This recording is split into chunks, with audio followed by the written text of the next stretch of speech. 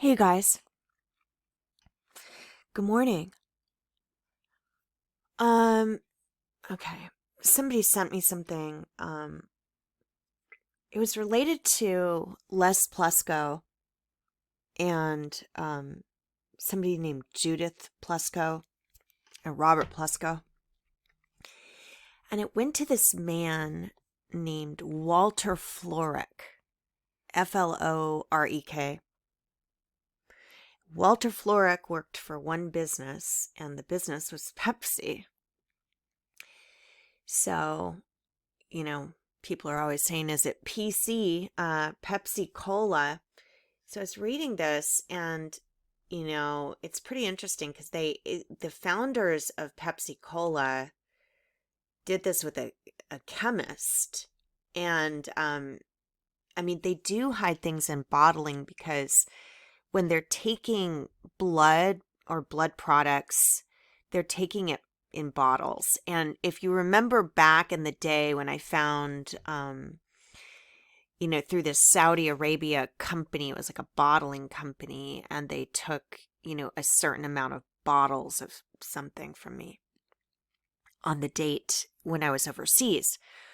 I wasn't really looking at blood products that much at the point. I was just looking at the fact that they're calling it bottling plants. And somebody asked me about Niagara. Niagara is also a water, and a lot of this I feel like they're hiding it through water bottling plants. How?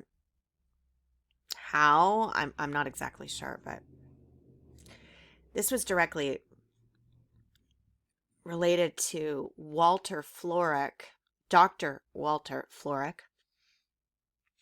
So in 1931, the company's trademark and assets were picked up by Charles Guth, founder of modern Pepsi Cola. He established a new Pepsi Cola company, had a chemist formulate a better drink, set up new bottling operations, and began purchasing hugely successful 12-ounce bottles for 5 cents.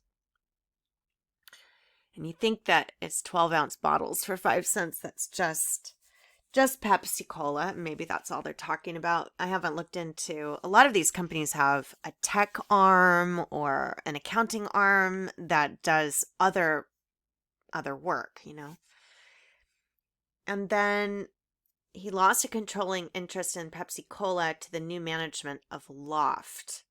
All right, so Loft is also interesting. If you look into it, here we go. So in 1950, Alfred Steele, now I came up with somebody named Steele the other day, but it was not Alfred. A former vice president of Coca-Cola Company became chief executive officer. His emphasis on giant advertising campaigns and sales promotions increased Pepsi Cola's net earnings 11-fold. Okay, there's that 11 harvesting number again. During the 1950s, and made it the chief competitor of Coca-Cola.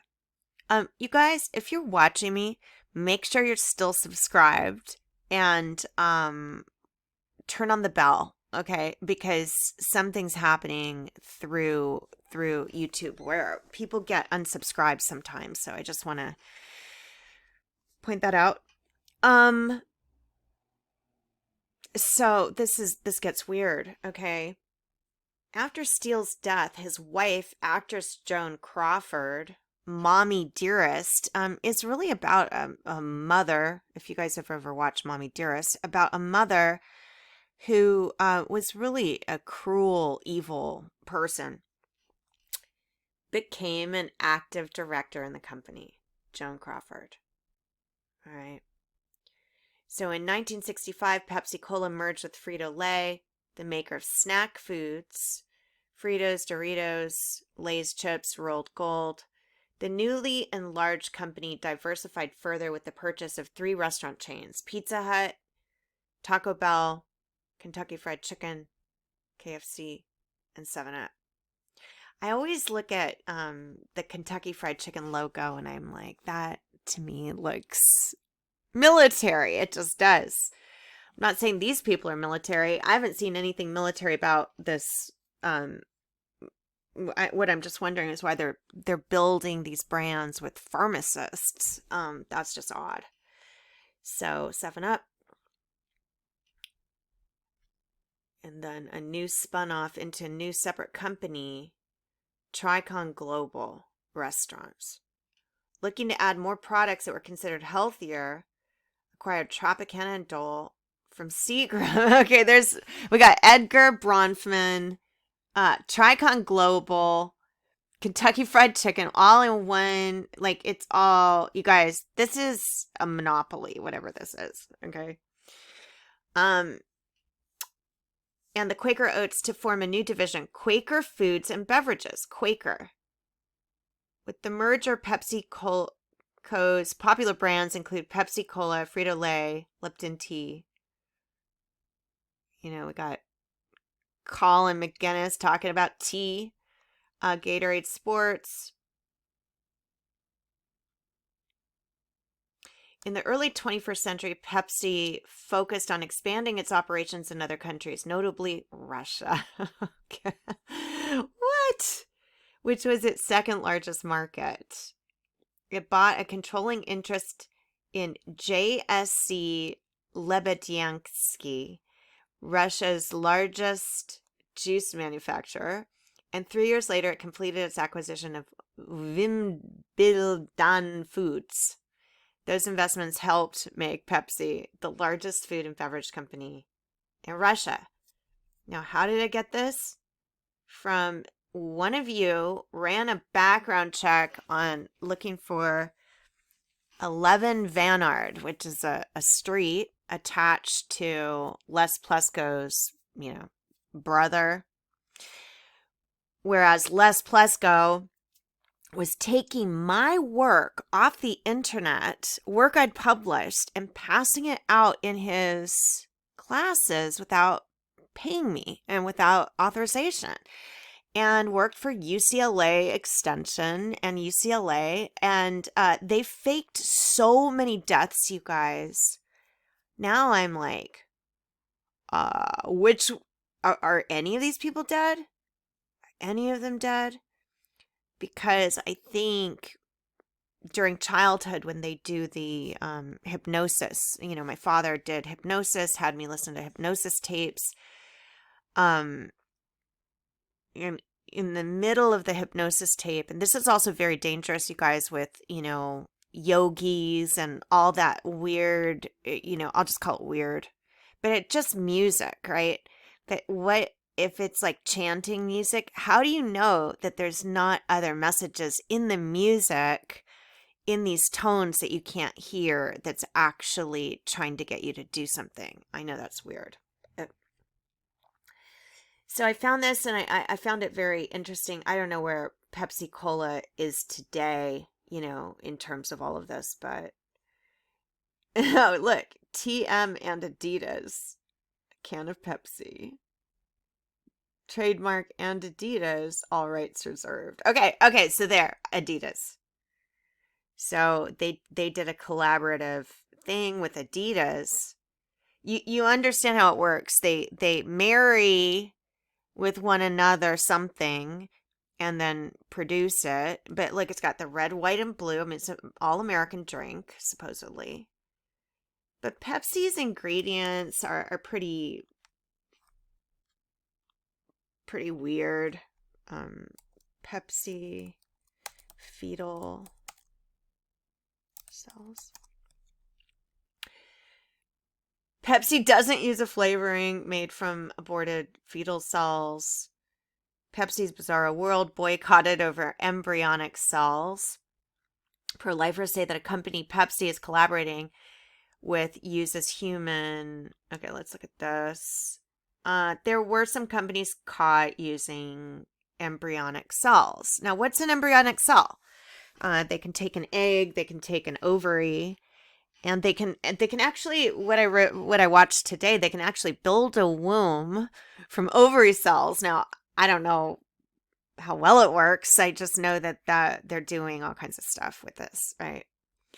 So, bizarre controversies unfolding over an impending low-calorie soda. Pep, with the company is creating with the help of biotech company Cenemix. Cenemix. I'm not sure how to say it. Numerous anti-abortion groups have started to boycott Pepsi because they say Cenomix, which develops new ingredients intended to enhance sweetness and other flavors, has done so. There's sweetness, the Jim Carrey, we catch them with sweetness, has done so using embryonic kidney cells that were originally taken from an aborted baby. This accusation presents a twofold problem for Pepsi. This is in 2011, right? Okay, so is this claim true? They don't return the calls. Okay, look, they've been doing this for a long time. It's just, the people have started to become aware of some things that we find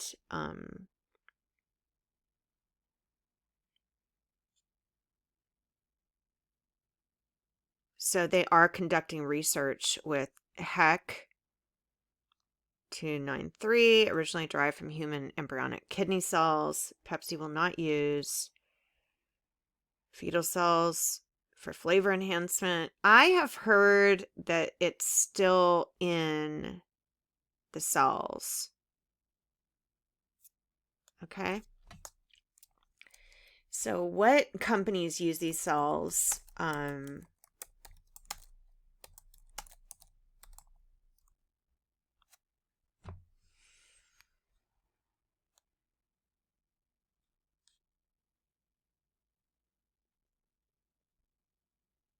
Now, also think about this too. Like, what is the meaning of the word aborted? If they're stealing people's genetics out of them, what is that, right? So this is also a Children of God list of companies that use aborted. Where did I find Children of God? Okay, Simonex is American biotech working toward developing additives. The company claims to have essentially reverse engineered, okay, that is legal to do, the receptors in humans that react for taste and aroma, that are capitalizing on these discoveries to produce chemicals that will make food taste better. Cenomix develops patented flavor enhancer by using proprietary taste receptor and assay systems. These receptors have been previously expressed in HEC 293 cells. HEC stands for human embryonic kidney cells. These cells originally came from a healthy, and they say electively aborted, in the 1970s. All right. Now, like when you think of elective, again, elective might be the person has no money and the parents force them to because they can't afford the child. And then, they found out, like, you just have to know elective is not always elective. Sometimes they're being stalked. Sometimes other things happened. Elective is not what they're always saying.